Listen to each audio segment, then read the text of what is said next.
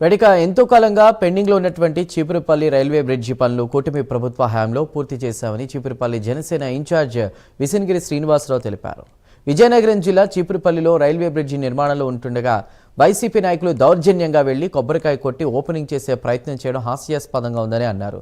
ప్రభుత్వాలు వస్తూ ఉంటాయి, పోతూ ఉంటాయి, కానీ రాజకీయాల్లో హుందాతనంగా వ్యవహరించాలని సూచించారు. ప్రభుత్వం మారినా కూడా తామే అధికారంలో ఉన్నట్లు ప్రవర్తించిన తీరు పట్ల ప్రజలందరూ నవ్వుకుంటున్నారని విమర్శించారు.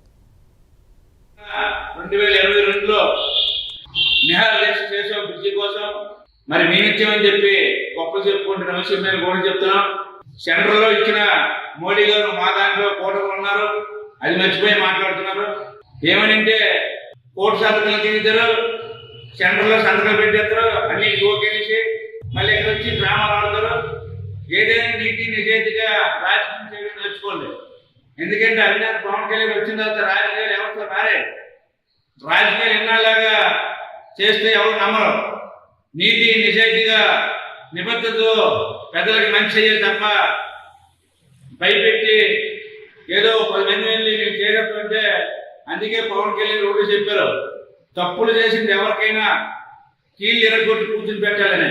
ఎందుకన్నారంటే ఇలాంటివి జరగకూడదనే. ఎక్కడ కూడా తప్పుని ఎంకరేజ్ చేయకూడదు ఏ నాయకులైనా. వైసీపీ నాయకులకి ఈ దొండపాలెం బ్యాచ్కి ఇదే పని.